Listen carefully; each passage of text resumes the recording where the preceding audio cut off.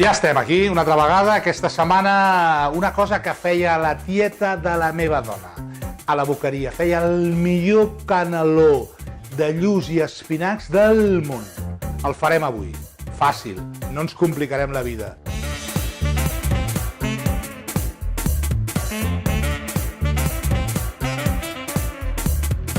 Espinacs a la catalana. Tothom sap fer-los. Tenim pinyó, passa i espinacs. Res més, una paellera, una mica d'oli, durem els pinyonets amb les passes que s'inflin i una vegada ja tenim això, tirem l'espinac.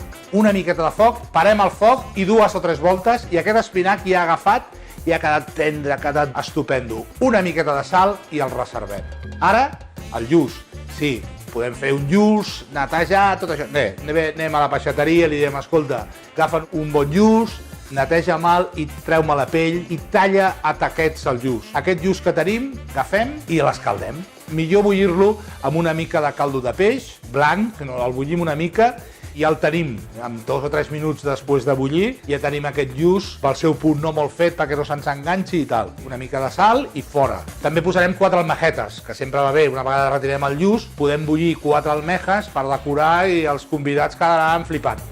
Tenim les espinacs, que ja els tenim el lluç bullit i agafem, el juntem tot. Amb un bol, posem les dues coses, les movem, no molt que no ens trenqui el lluç i tal i qual, que quedi, a mi m'agrada quan es menja que quedi bo. I el tenim ja la farsa del que serà el caneló. Què ens falta aquí? La beixamel. La mateixa quantitat de farina i la mateixa quantitat de mantega.